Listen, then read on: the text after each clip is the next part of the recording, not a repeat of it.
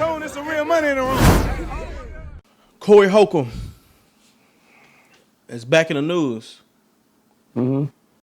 This time with a new alleged victim. So there's this woman who's alleging that's that. not a new alleged victim. That's an old alleged victim.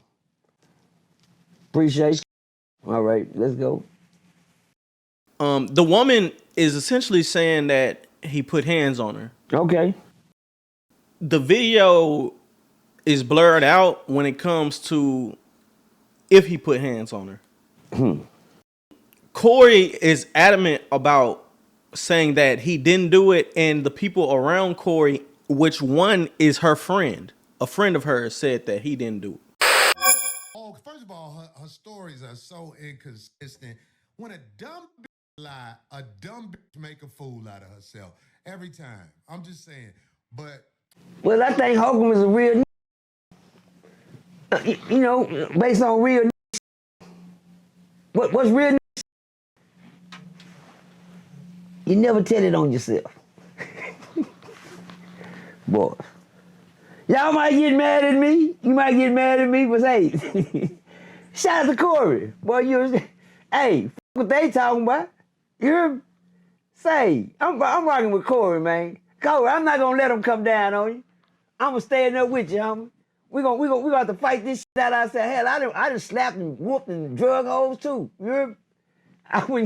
I don't give a damn about none of that. See, my thing is this.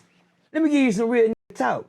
The lady that he was arguing with had a husband standing right there, which Corey and them whooped his ass after he stole off on her. After he wanted the friendly fade. But let me tell you something. The husband wanted the friendly fade after that, and they smoked his game after that. Tell the whole truth, nothing but the truth. You hear me? But check this out. My thing is this. If I got a girl, I'm in a public place, gentlemen, I'm not gonna allow my lady to put herself out there like that. Let's get the message. I'm not gonna have my lady out there in public acting like that and put me in harm's way and get me smoked too. She didn't do nothing but got her ass whooped and her husband. Got her ass stole off on and got her husband stomped on. You know what? Because men don't know how to tell a woman to stay in a woman's place when it's time to. That's all that was about. He's supposed to say, hey, baby, don't do that right here. There's not time for all this man out here. And you allowed your woman to argue with another nigga in public. I never allowed my bitch to argue with a nigga in public. Hello? What nigga do that?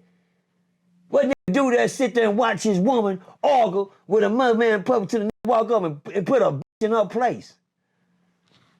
Because guess what? Whatever she was saying, it couldn't have been nothing to make him goddamn me smile and sign an autograph. Whatever he was saying, she was saying, it was so mad. Man, just shut your mouth. It made him react. And guess what? What was the lady in public acting like that for? When her husband is standing on side of her. Is anybody catching the mess? Still in the mess. See, then when you jump shit off like that, nobody was there to throw in the towel, but everybody want to cry when the towel get thrown in. Hello? Nobody's there to throw in the towel, but everybody ought to cry when the towel get thrown in. Yeah, but everybody want to sit there and enjoy everything going on until, ding, ding, that bell ring. And that was sad, yeah, Corey, goddamn, yeah, we know what you did, Corey, we saw it, but we didn't see it. Boys, that's how the world gotta be. You gotta see and don't see, because people gonna start coming out with mess. I mean, now I wish would put out some dry shit on me. I mean, you gotta make up, you gotta rig some shit, but just come up with something. Hey, man, that lady was sitting, and then she yelled. All I want to see is the picture of the black eye. All I want to see is the picture of the bruise. Because, if I'm not mistaken, this lady was not a yellow hammer, but a white hammer. And that lady said that nigga threw a 30 miles per hour punch in her face. Oh, I was listening very closely. A 30 miles per hour. I want to just see a picture of the bruise that the police took, that the investigators snapped, because guess what? When they showed up at my door, they had all that. They had all that. They showed me what I did. Say, you did this?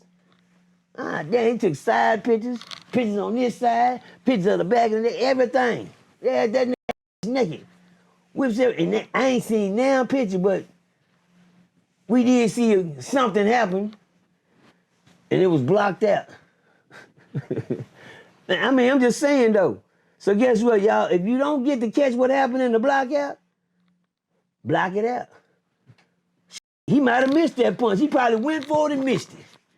But I know damn well, you know, I ain't gonna say nothing, but I don't know if he threw a punch or not. Maybe he was trying to shake the hand real quick. I don't know. Yeah, I'm wrong for that now, but she wrong for arguing. She wrong for what she was doing. Can anybody, please tell me what was the conversation so heated about that her husband couldn't say, hey, baby, not ref now. No, baby, don't do that, ref. And the husband, that sit there and watched his wife argue with this nigga till this nigga walked up there and gave her a soccer to me cake. I'm just saying though, that nigga right there is a line. Then after that, he want to fight Corey for the fade. Nah, ain't no fade. Got his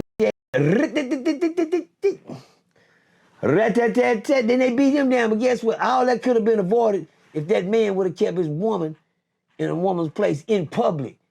What man allowed his girl to argue with another nigga in public?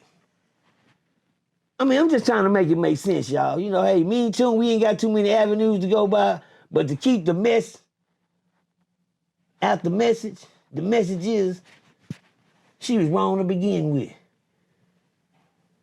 Yeah, you don't, whatever you got going, whatever your vendetta is, you know how you know she wrong? She didn't even care about her husband's safety.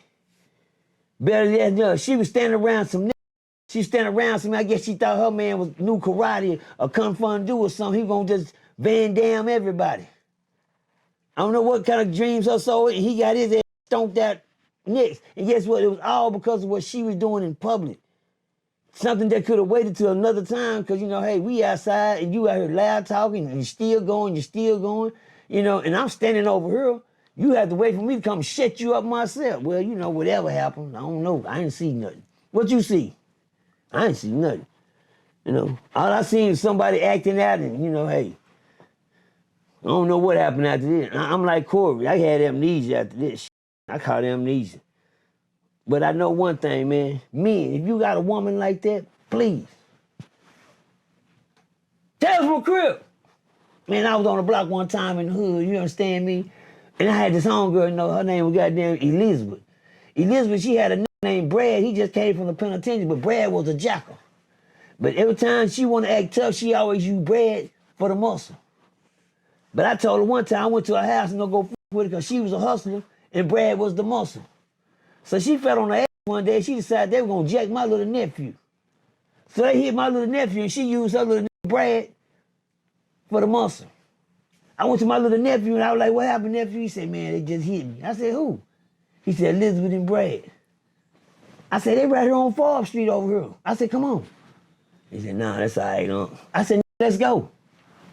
Come on, come ride with me. So I pulled up. My little nephew was in the car. And guess what I jump out on? Brad in the middle of the street with his shirt off, flexing his muscles, and Elizabeth sitting on the car counting money. I get out the car and I said, I walked up to Elizabeth and I snatched the money out of her hand. She said, say, fool, don't be touching my money. Give me my money. Give me my, I said, tell your to get it back. I said, tell your to get it back. I said, since you think he the toughest thing, I had to tell him to get it back. He walked up and said, what's going on, man? I said, where my nephew shit at home? I said, where my nephew shit? He told me, what you talking about? I take off on him. Beat. Where my nephew shit? He said, get him, Brad. Get him, Brad. I fade over to her and I black her eye. I closed her whole eye. You hear me? I closed her whole eye for talking. She go, yeah, over the cheerleading like a mother. Get him, Brad. I jump, bounce over. You too, bitch. Now get me, Brad. Do what she say. Get me, Brad. Yeah, you know what? She was wrong to begin with. My little nephew, he was up and coming hustler. He wasn't nothing major at the time. He was just trying to get started, and the bullies of the street ran and got him. He wasn't ready for the action. So that day I showed my nephew, this is what you gotta do. And that day my nephew learned to be heartless. He learned these streets don't give a fuck about you, but if you don't got no business in them, get the fuck out of them, because these niggas gonna eat you out here. I'm sorry I created a Frankenstein in my nephew after that day. Because I can say right now, he didn't care about nothing after that. He took action when it was time to get taken. I was like, Dad, All right, nephew, slow down. I was just saying you do that for your protection. Not because you know you can.